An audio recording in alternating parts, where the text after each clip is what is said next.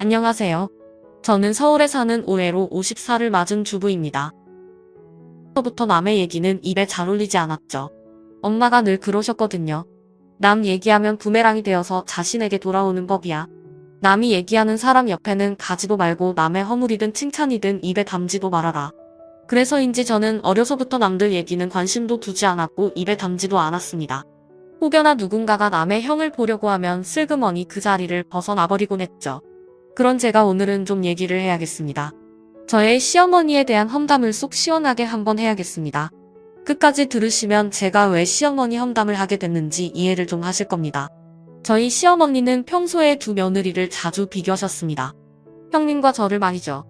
제 앞에서만 그러시는지 아니면 지인들 앞에서도 그러시는지 모르겠지만 암튼 저만 보면 치과 의사인 형님과 저를 곧잘 비교하곤 하셨습니다. 우리 큰며느리는 돈 버는데 둘째 며느리는 놀고 먹는 대학생이야. 자식 키우며 사는 주부가 어떻게 놀고 먹는 대학생입니까? 그리고 요즘은 놀고 먹는 대학생들이 어디 있습니까? 시합 준비에 용돈이며 학비 버느라 아르바이트하는 학생들도 얼마나 많은데요.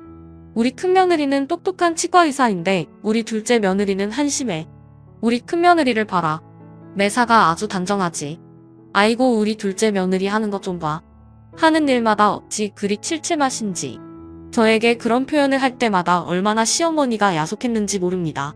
처음엔 그런 말들이 서운해서 눈물도 흘렸고 그렇게 말씀하시면 너무 서운하다고 몇 차례 말씀을 드렸지만 형님과 저를 비교하는 습관은 좀처럼 고쳐지질 않으시더군요.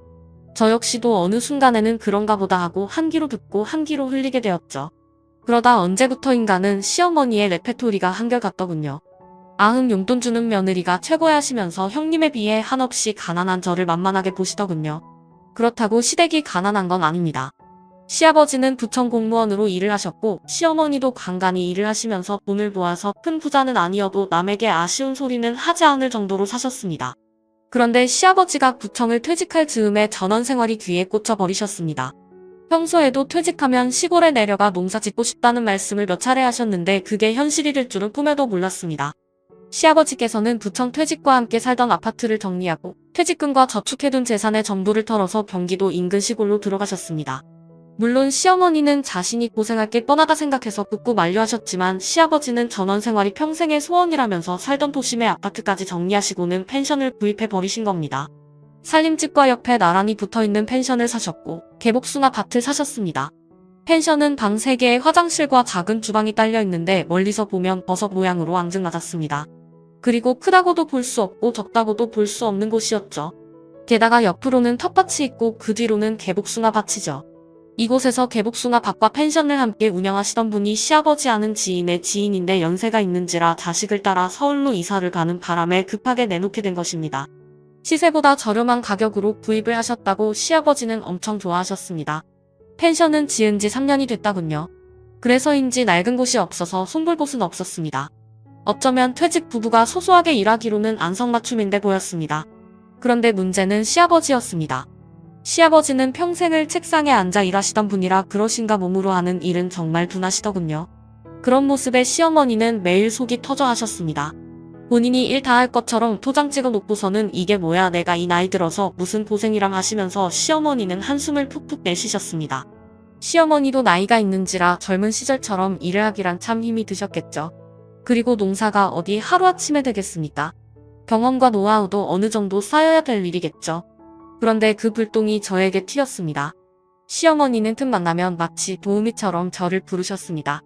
이번 주말에 쇠방 모두 예약이다. 와서 좀 도와다오. 나는 내 아버지랑 개복숭아 밭에 농약도 줘야 하고 김도 매야 해. 시어머니가 도와달라는 것은 손님들이 퇴실하고 나면 방 청소와 이불 빨래 등 정리정돈을 도와달라는 말이었습니다.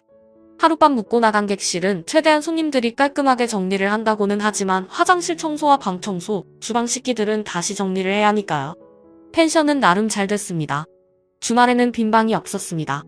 시어머니 자의에 의해서 하는 일이라면 하루면 뚝딱 혼자서도 할 수 있는 일이고 아니 다음 날 바로 객실 손님들이 오는 게 아니니 그 다음 날 여유를 가지고 해도 될 것 같은데 시어머니께서 꼭 명령하듯 저를 부르셔서는 아래 커플이듯 막말을 하며 저를 부르셨습니다.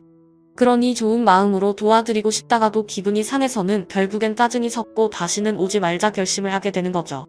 그건 아무것도 아니었습니다. 펜션 앞마당에는 텃밭이 있었는데 시아버지 생각에는 그곳을 아이들에게 체험의 공간으로 제공하고 싶었던 모양입니다. 계획은 정말 잘 세우셨지만 집 담당은 모두 시어머니와 저의 몫이었습니다. 이번 주말에는 어린이 손님이 온단다. 어린애들 지나다니기 편하게 코랑짐 깔끔하게 정리해라. 시아버지는 흐트러져 있는 걸 싫어하시는 성격이었습니다. 뭐든 네모 반듯하게 줄을 세우고 같은 것끼리 분류하는 버릇이 있었습니다. 깔끔하게 정리정돈되지 않으면 일을 아무리 열심히 해도 인정을 해주지 않으셨습니다. 어느새 시아버지가 시어머니에게 명령을 하면 시어머니는 저에게 다시 명령을 하는 그런 시스템으로 되어가고 있었습니다. 어머니 이번 주는 제가 힘들 것 같아요. 애들 시험 기간이라서 간식도 만들어줘야 하고요. 집에 일이 많네요. 제 말에 시어머니는 꼭 그러십니다. 누군 자식 안 키워봤니? 시험 기간에 부모가 집에 있으면 더 부담스러워. 간식 갈라서 사먹게 용돈이나 두둑히 쥐어주고 얼른 와. 아이고 허리야 아이고 무릎이야 하시고는 전화를 또 끊어버리십니다. 저는 할 수 없이 시골로 건너갈 수밖에요. 이렇게 6개월 정도 시어머니에게 시달리다 보니 도저히 안 되겠다군요. 그래서 시어머니에게 진심과 예의를 갖춰서 말씀을 드렸죠. 어머니 저 더 이상 못하겠어요. 마음으로 도와드리고 싶지만 제 처지가 그렇잖아요. 아이가 3명이에요. 걔들 뒤치다 거리가 제게는 가장 중요한 일인 것 같아요. 어느 정도 아이들 자라고 나면 제가 나서서 도와드릴 테니까 조금만 이해해주세요. 그리고 사람을 쓰는 건 어떠세요? 그렇지 않아도 일할 사람 알아보고 있다. 걱정 마라. 시어머니의 말에 너무나 기뻤습니다. 정말요? 듣던 중 반가운 소리였습니다. 그 말에 힘이 나더군요. 사실 며느리로서 도와드리는 것도 의미 있는 일이지만 저희 집에서 시골까지는 자동차 운전으로 1시간이나 걸리고 저도 제 아이들을 케어해야 하니 이 시간이 더 쫓기고 체력에도 한계가 오고 그러더군요. 사람을 구하는 중이라니 다행이다 싶어서 이젠 더 이상 시어머니가 나를 부르지 않겠구나 생각했는데 이게 웬걸요? 시어머니의 핑계는 가지가지였습니다. 사람 구하기가 하늘의 별 따기다 해. 오기로 했던 사람이 안 온대. 돈이 작다나 어쨌다나. 또 다른 날에는 이렇게 말씀을 하시더군요. 이번에 오기로 한 사람은 거리가 너무 멀댄다. 결국엔 못 오겠다고 하더라. 그렇게 사람을 구하겠다고 하셔놓고는 시어머니는 사람 구하는데 여유를 부리셨습니다. 할 수 없이 저는 근 1년을 시어머니의 펜션에 불려다니며 일을 해야만 했습니다. 그렇다고 해서 수고비 한 푼 주신 적이 없었습니다. 도리어 제가 집에 도착할 때쯤이면 전화를 하셔서는 넌 정말 사람이 왜 그러니? 이왕 도와주는 거 기쁜 마음으로 하면 안 되니? 왜 청소를 하다 말고 가? 방 안에 먼지가 수북해서 내가 다시 걸레질했다. 이럴 거면 오지 마라 등등 시작해서 늙은 시어머니가 이렇게 고생을 하면 자진해서 도와줘야 하는 거 아니야? 너도 참 이기적이다. 그럴 때면 정말 미쳐버릴 것만 같았습니다. 그래서 집에 들어가면 핸드폰을 꺼놓기 일쑤였습니다. 그러면 또 남편에게 전화를 해서 저를 바꾸라고 하셔서 온갖 스트레스를 저에게 다 푸셨습니다. 그래서 한 번은 어머니는 제가 만만하세요? 왜 그렇게 저한테 함부로 하시는데요? 정말 너무하세요. 그러면 또 저에게 온갖 아양을 부리면서 내가 또 언제 그랬냐? 내가 편해서 그렇지? 그러십니다. 어머니는 제가 바보로 보이세요? 편해서 대하는 것과 막말하고 함부로 대하는 것도 구별 못하는 바보로요. 그러면 또 시어머니는 며느리가 시어머니에게 대든다면서 억울하다며 눈물 바람을 하셨습니다. 어머니에게 며느리가 저만 있는 건 아닙니다. 형님은 강원도에서 치과를 운영하시죠. 아주버님도 함께 치과의사로 병원을 함께 운영하고 계십니다. 그러니 시어머니의 펜션 사업을 도와주기는커녕 얼굴 한번 보이기가 힘든 형편이죠. 게다가 토요일 오전까지도 진료를 보기 때문에 항상 바쁘셨습니다. 대신 시부모님에게 용돈을 두둑히 주시기 때문에 시어머니에게는 최고의 자식이자 며느리인 셈이죠. 시어머니는 늘 그러셨습니다. 암만 용돈 주는 자식이 최고다. 이 말을 어찌나 말버릇처럼 달고 다니시는지 귀에 딱지가 앉을 정도였습니다. 펜션을 인수받으실 때도 아주머니와 형님이 부족한 돈을 주셨기 때문에 더더욱 시어머니께서는 형님에게만큼은 아무 말도 하지 못하시죠. 만만한 게도 먹고 직장 없고 가까이 사는 저였습니다. 시어머니는 펜션 사업을 너무 힘들어 하셨습니다. 시작 전에는 전적으로 도맡다 하실 것처럼 큰 소리 뻥뻥 치시던 시아버지는 어느새 동네 사람들과 친해져서는 낚시가 취미가 되어버렸습니다. 새벽이면 낚시대를 메고 저수지로 나가서 밤이 돼서야 돌아오시곤 했습니다. 시어머니는 시아버지 때문에 화가 나고 저는 시어머니 때문에 화가 나고 이 상황이 1년째 이어지고 있었습니다. 그러다 시어머니 생신이 다가왔습니다. 저는 그날도 일찍 시어머니 집에 가서 생신상을 준비했습니다. 사실 그쯤에 제 속은 말이 아니었습니다. 속이 터져 문드러지는 듯 했죠. 남편이 운영하는 가게가 잘 되지 않았거든요. 그래서 생활비는 고사하고 월세 충당하기도 바빴습니다. 남편에게 생활비 받아본 지도 오래이고 아이들은 학원까지도 그만둬야 했습니다. 그리고 제가 식당 아르바이트를 하면서 겨우 생활비를 충당하며 살아가고 있었습니다. 말은 수건도 짜서 써야 할 형편인지라 저는 시어머니께 생신 선물로도 10만 원도 드릴 여유가 없더군요. 그래서 몸으로 때우려고 일찌감치 시어머니 집에 가서 청소를 하고 생신상을 준비하기 시작했습니다. 생신 밥상이 다 차려지자 형님네가 도착했더군요. 형님은 과일이며 고기를 잔뜩 사온 것도 부족해서 돈 봉투를 내밀더군요. 시어머니의 입이 찢어지시더군요. 용돈 주는 며느리가 최고지 하면서 또 레퍼토리를 읊어대셨습니다. 마치 저 들으라는 얘기 같았습니다.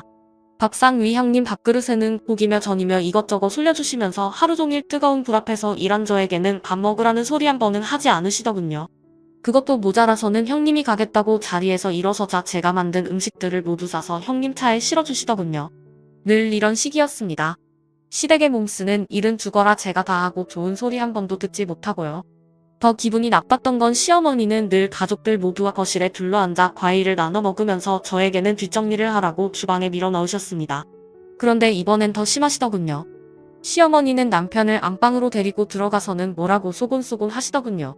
좀 긴 시간이었습니다. 마치 제가 들으면 안 될 것처럼 제 눈치를 보고 또 쉬쉬하더군요. 저는 그 모습을 보고는 상당히 기분이 나빴습니다. 그리고 며칠 뒤에 저는 시부모님과 남편이 나눈 대화 내용을 알게 됐습니다. 자려고 눕는데 남편이 그러더군요. 가게 정리하고 시골로 들어가자. 뭐라고? 시골. 처음엔 제가 잘못 들은 줄 알았습니다. 엄마가 시골 들어와 살래? 그럼 펜션이랑 개복숭아밭이랑 전부 우리 몫으로 준대. 우리 가족 시골 들어가서 평생 살자. 응. 그날 밤 저희 부부는 한바탕 난리가 났습니다. 당신 가게는 어떻게 할 건데? 일 안 할 거야? 남편은 우리 가족이 시골 어머니 집에 들어가서 살면 경제적인 어려움을 모두 해결할 것처럼 말하더군요. 앞뒤 생각도 없고 앞뒤 계산도 못하는 남편 때문에 저는 미쳐버릴 것만 같았습니다. 당신 주먹 구구식으로라도 계산이라는 걸 해봤어? 펜션이 그렇게 잘 된다고 생각해? 주말 장사야. 게다가 우리 5식구의 시부모님까지. 그 펜션으로 7식구가 먹고 살아야 한다고. 개복숭아로 수입 내긴 힘들어. 인제 시작 단계라고. 아버님은 말로만 농사꾼이시지 일도 하지 않으시고 농사 경험도 전혀 없으시다고. 엄마가 생활비 걱정은 말라던데. 남편의 말에 한숨만 나오더군요. 또 엄마. 당신은 엄마 말이 진리야? 지금까지 제가 지켜본 시어머니로 봐서는 막상 저희가 들어가 살면서 생활비를 요구하면 내가 언제 그런 말을 했냐? 하면서 꽁무니를 뺄게 뻔합니다. 그럼 당신 지금 하고 있는 가게는 어쩔 건데? 출퇴근해야지 뭐 왔다 갔다 왕복 2시간을 남편은 매일 왕복 2시간의 거리를 출퇴근하겠다고 그러더군요. 자동차 기름은 어쩔 건데? 돈이 어디서 나냐고. 하면서 저는 소리를 고래고래 질렀습니다. 그러자 남편 하는 말이 피곤하면 난 가게에서 자도 되고 그리고 이제는 애들 핑계 그만 대고 너도 돈 벌어 엄마가 너 노는 꼴 보기 싫다고 그러는 거잖아. 내가 형수님처럼 번듯한 직장만 있었어 봐. 엄마가 우리 집 걱정하겠냐고. 펜션에 불러들여 일 시키겠냐고. 정말 남편의 말에 어이가 없었습니다. 또 그 소리야? 용돈 주는 형님은 최고고 돈 한 푼 못 버는 며느리는 만만하고. 어머님이 펜션 준다니까 당신 그 말에 홀라당 넘어간 거지? 그 뒤는 하나도 계산을 안 해봤지. 당신은 왜 하나는 알고 둘은 몰라? 우리 큰애 내년이면 고등학생이야. 집 근처 고등학교 다닌다는데 굳이 옮길 필요 없잖아. 당신 너무 이기적이다. 저는 죽어도 시골로 들어갈 수 없다고 했습니다. 아이들 학교 문제도 문제지만 시어머니와 매일 부딪혀야 한다는 게 가장 큰 이유였죠. 다음 날 시어머니에게서 전화가 왔더군요. 작은 애가 무슨 말 안 하던 생크림보다도 더 부드러운 목소리였습니다.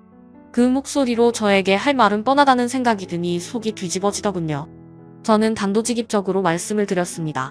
어머니 저 시골로 안 들어가요. 애들 학교가 여긴데 어떻게 옮겨요? 그럴 생각 초고도 없으니까요. 아빠 꼬들겨서 그런 얘기 좀 말아주세요. 그런데 몇 달 후 남편의 가게는 월세 체납으로 문을 닫고 말았습니다. 어쩌면 예견했는지도 모르지만 남편은 실업자가 되고 말았습니다. 남편은 제빵사입니다. 동네에서 개인 이름을 단 빵집을 운영했습니다. 근처에 학원들이 많아서 장사가 제법 잘 됐는데 학원들이 하나둘 옮겨가면서 덩달아 남편의 빵집 매출도 점점 줄면서 급기야 월세가 밀리고 버티고 버티다가 문을 닫게 된 거였습니다. 가게를 정리하고 집안에 들어앉은 남편은 아이가 셋이나 되면서 일할 생각이라고는 전혀 하지 않는 겁니다. 놀고 먹는 백수가 돼서는 삶의 희망이라고는 없는 겁니다. 새끼 밥상을 차려야 하고 공과금도 내야 하고 아이들 학원비를 내야 하겠기에 저는 시간제 아르바이트를 하던 동네 식당의 직원으로 취업을 했습니다. 아침 10시부터 밤 10시까지 일을 해도 차라리 마음이 편하다군요. 집에서 빈둥거리는 남편 꼴 안 봐도 되고 시어머니가 펜션일 도와달라고 불러도 가지 않아도 될 이유가 생겼으니까요. 아이들의 점심과 저녁밥이 걱정이 됐지만 집에 어쨌든 남편이 있으니 애들이 배고파하면 라면이라도 끓여줄 것 같았습니다. 저는 냉장고에 반찬과 간식거리들을 충분히 준비해 두고 남편에게는 아이들 배에 골리지 말라고 신신당부를 하고 식당에 일을 다녔습니다. 하루 12시간 중노동을 했지만 보수가 괜찮아서 신이 나더군요. 시어머니 전화를 안 받아도 되니 스트레스가 없더군요. 그렇게 2달 정도 지난 어느 날이었습니다. 시어머니가 제가 일하는 식당에 쫓아오셨더군요. 펜션이랑 개복숭아밭은 어떻게 하고 여기서 일을 해? 늙은 시엠이 혼자 일하는 거 딱하지도 않아. 거리가 멀면 얼마나 멀길래? 일이 많으면 얼마나 많길래? 독한 것, 모진 것, 너처럼 독한 며느리는 세상에 둘도 없을 것이다. 시어머니는 식당에 손님들이 가득한데 마치 미친 여자처럼 큰 소리를 내며 하고 싶은 말을 전부 쏟아내시는 겁니다. 식사를 하다 말고 나가는 손님도 있었고 식사를 하러 들어왔다가 자리에 앉기도 전에 나가는 손님들도 있었습니다. 식당 사장님이 시어머니를 붙잡고 여기서 이러지 말라고 말리고 경찰을 부르겠다고 해도 소용이 없었습니다. 결국엔 사장님이 주방으로 들어오셨다군요. 아줌마 일 그만하시고 가세요. 다시는 오지 마세요. 저 할머니 때문에 우리 식당 오늘 점심 장사 망쳤어. 오늘 매상 꽝이겠다고. 내일도 이러면 어쩔 거야? 내일도 손님들 없으면 나 아줌마 얼굴 못 줘. 결혼해서 한 번도 시어머니 앞에서 눈물을 보인 적이 없었는데 이날은 저도 모르게 눈물이 펑펑 쏟아지더군요. 식당 일자리가 제가 원할 때마다 있는 게 아니고 또 지금 일하는 곳은 집에서 가깝고 돈가스와 가락국수를 전문적으로 하는 집이라서 요리도 어렵지 않고 설거지도 많지 않아서 좋았는데 그 좋은 자리를 시어머니 때문에 잃게 되었으니 눈물이 나지 않을 수가 없었죠. 어머니, 지금 제가 어머니 도와드리기 싫어서 식당 일 다니는 줄 아세요? 저 여기서 일하지 않으면 당장 우리 식구들 굶어 죽어요. 이 자리는 우리 집 밥줄이라고요. 그걸 끊어놓으시면 어떡해요? 그러자 시어머니 하시는 말씀이 우리 집에 가자. 내가 삼시세끼 밥 줄게. 펜션이랑 개복숭아밭 읽어서 우리 돈 벌자. 애들 학원비는요? 학원비 주실 거예요? 학원비 얘기가 나오자 시어머니께서 쉽게 대답을 하지 않으시더군요. 그때 마침 시어머니의 핸드폰이 울리기 시작했습니다. 형님이었습니다. 시어머니는 형님의 전화를 받더니 저에게 하는 말투와 아주 다르더군요. 큰내냐? 별일 없지? 우리도 모두 잘했다. 걱정 말고 네 일 잘 봐라. 순간 저는 형님에게 하소연을 해야지 싶더라고요. 시어머니의 전화기를 뺏었습니다. 형님, 저 어머니 때문에 못 살겠어요. 자꾸 말도 안 되는 소리를 하세요. 우리 큰애 내년에 고등학교 가야 하는데 시골로 들어와 살라니요. 애들 아빠 가게 문 닫아서 저도 식당에서 일하고 있어요. 이 일자리마저 끊기면 정말 우리 가족 굶어 죽어요. 거리에 놔는다고요. 알았어 동서. 흥분 가라앉히고 애들 아빠랑 상의해서 방법을 찾아볼게. 시어머니가 가시고 난 뒤 저는 식당 사장님에게 사정사정을 했습니다. 사장님도 오늘 하루 일당을 월급에서 제할 테니까 일은 계속 하라고 하시더군요. 며칠 뒤에 형님과 아주버님이 시골로 내려오셨더군요. 그러면서 하시는 말씀이 여성 이주 노동자 1명을 상주로 들여준다는 거였습니다. 노동자의 월급은 형님이 감당하기로 하고요.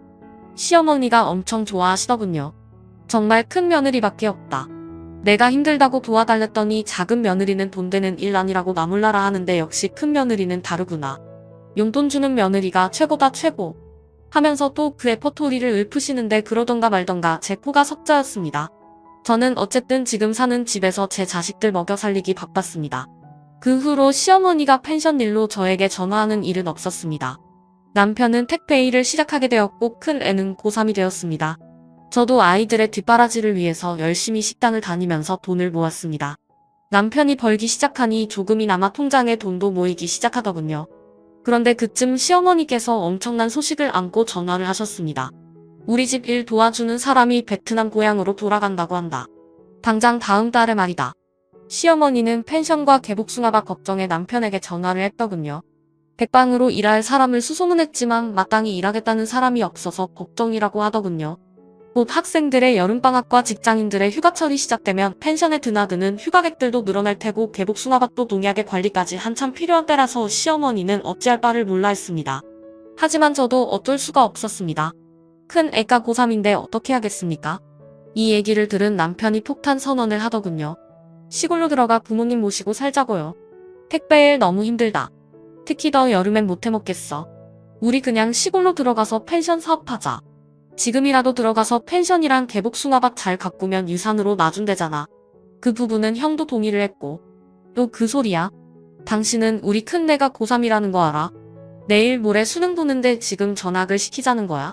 당신은 왜 그리도 현실 감각이 없는데? 속이 터지는 것 같아서 눈물이 펑펑 쏟아졌습니다.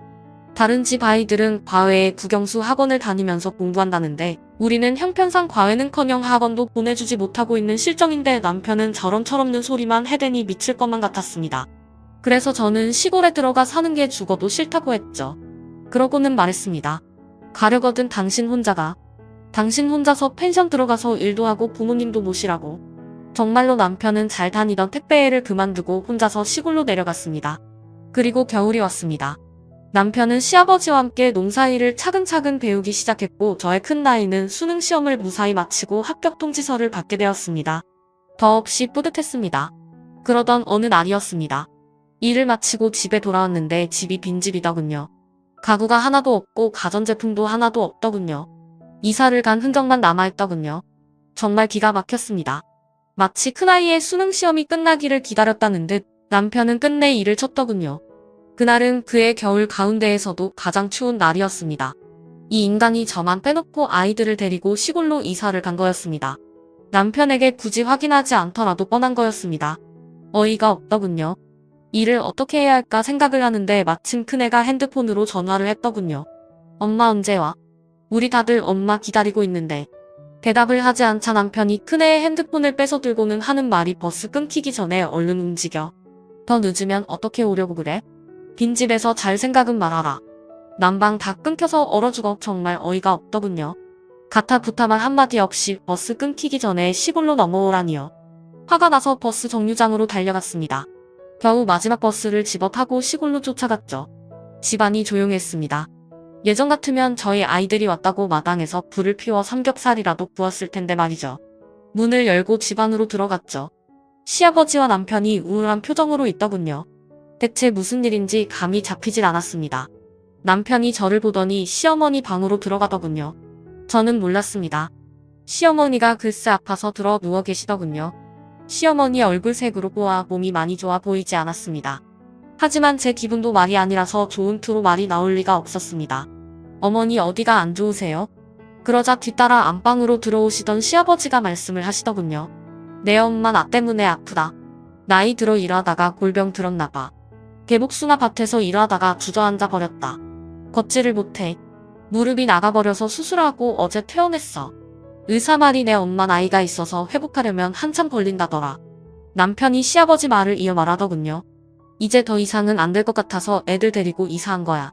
엄마 옆에 있어주려야지.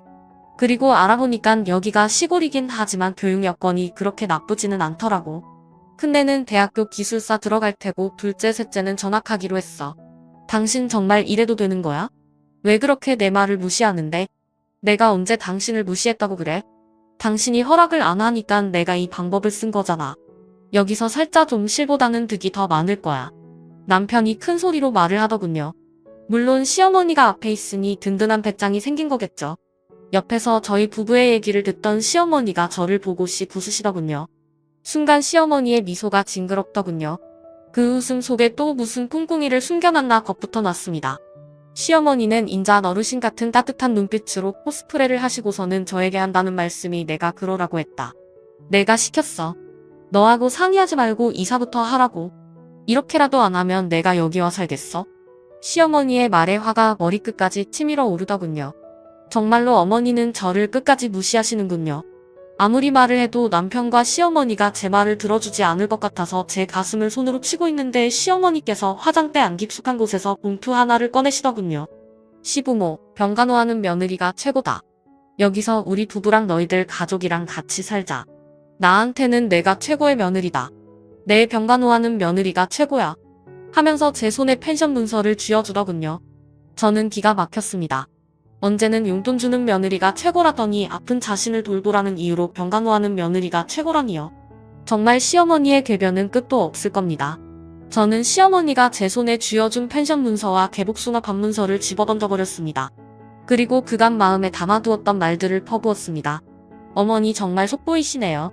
언제는 돈 주는 큰며느리가 최고라면서 이제는 병간호할 사람이 필요하니깐 저더러 최고라고요. 어머니한테 최고라는 말도 듣고 싶지 않고요. 펜션이며 개복숭아 밭도 필요 없어요. 이제 끝이에요. 그리고 남편에게도 확실하게 얘기를 했습니다. 당신하고도 이제 끝이야. 여기서 애들 키우고 잘 살아. 저는 펜션과 개복숭아 반문서를 다시 쥐어들고는 갈기갈기 찢어버렸습니다. 남편이 저를 말리고 거실에 있던 큰아이가 들어와 저를 말렸지만 저는 미친 사람이 되어서 모든 분노를 쏟아냈습니다. 시댁을 아수라장을 만들어버리고 그 깊은 밤에 시댁에서 나와버렸습니다. 그리고 저는 남편과 이혼을 했습니다. 월세로 보금자리를 구했고 동네 식당에서는 아직도 직원으로 일을 하고 있습니다. 둘째와 셋째는 시골에서 학교를 다니다가 적응을 하지 못하고 지금은 저에게 와 있습니다. 큰며느리가 두둑하게 용돈을 주면 용돈 주는 며느리가 최고라며 큰며느리에게 찰싹같이 달라붙고 직장이 없다는 이유로 저를 무시하고 함부로 대하던 전 시어머니와의 인연은 그렇게 끝이 났습니다. 어떤 폭력보다도 심한 폭력은 언어폭력인 것 같습니다. 거기다 사람과 사람을 비교하는 말은 언어폭력을 넘어 한 사람의 인격을 죽이는 일과 같습니다. 저는 그런 모욕을 당하고도 가정을 지키려 했지만 끝내는 가정을 지켜내지 못했습니다. 제 인생의 가장 안타까운 부분이지만 앞으로 남은 인생을 더 열심히 살아나갈 생각입니다. 전 시어머니의 험담은 여기까지 하겠습니다. 처음부터 끝까지 얘기하고 나니 속이 후련해지네요. 앞으로는 절대 전 시어머니의 일을 입에 올리지 않을 겁니다. 아예 기억 속에서 지워버리려고 합니다. 저의 이야기를 끝까지 들어주신 여러분 감사합니다. 늘 가정에 좋은 일들만 가득하게 바랍니다. 감사합니다.